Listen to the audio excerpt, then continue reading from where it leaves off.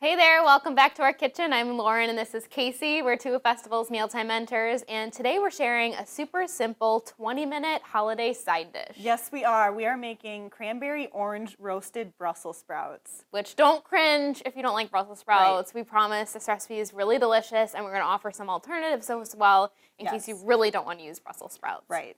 But because we're using Brussels sprouts today, we're going to chat a little bit about them. Brussels sprouts, if you find them in the store, sometimes they'll be really large and sometimes they'll be really small. Yeah. And with this recipe, really what we want to do is make them all uniform size so that they cook really nicely in our oven. And the bigger they are, the longer they're going to take to cook.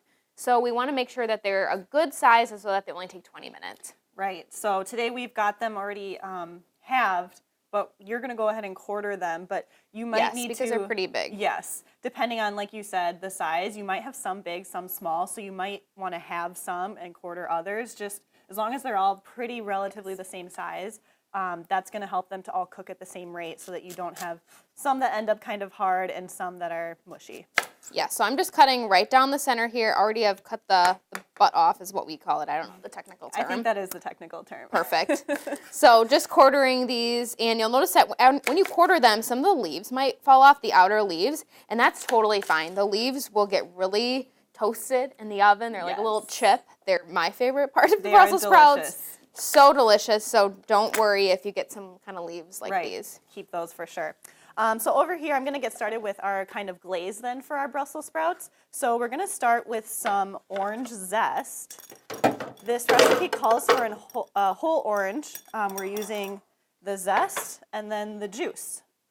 We want to make sure we use fresh orange juice in this recipe and not already, purchased orange juice. Yes, and then you can get the zest as well, so that works out. We're going to add some olive oil and a little bit of honey. What's really nice about this dressing is, number one, we're not using a ton of oil because we're going to get a lot of really good flavor from the orange and then the honey. And what those sugars are going to do with the Brussels sprouts is really caramelize them in our high temperature oven. Yes, especially a lot of the flavor comes from that zest. Very powerful. Yes. So I'm going to add in our Brussels sprouts here. Give this a toss and try to get everything pretty well coated. And for the amount of Brussels sprouts we're using, you'll notice that there isn't a ton of the dressing. And because that orange just offers such a strong flavor, we don't need a lot of it. Right. I don't want to lose this leaf, so... No. Get it back in Again, there. that's actually like the best part, so we want to keep those for sure. Okay, so we can get these over on our baking pan then. We've just sprayed this with cooking spray so that they don't stick.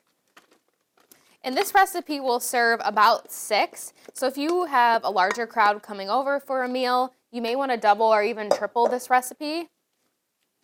Right.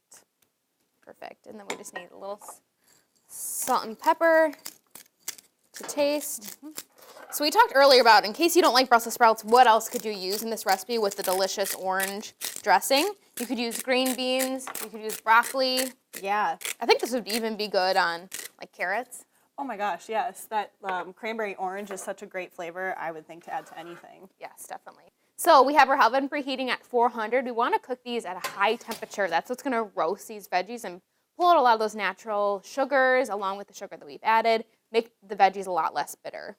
Yes, and we have some that we've already prepared. Yes, so these are 20 minutes in the oven. You want to keep checking on them, cook them to your liking. If you like them a little more well done, maybe let them go a little longer. If you don't like them not quite that well done, just keep an eye on them. But these look delicious. And so you might be thinking, where are the cranberries? Yeah. So the cranberries come in after they're done roasting.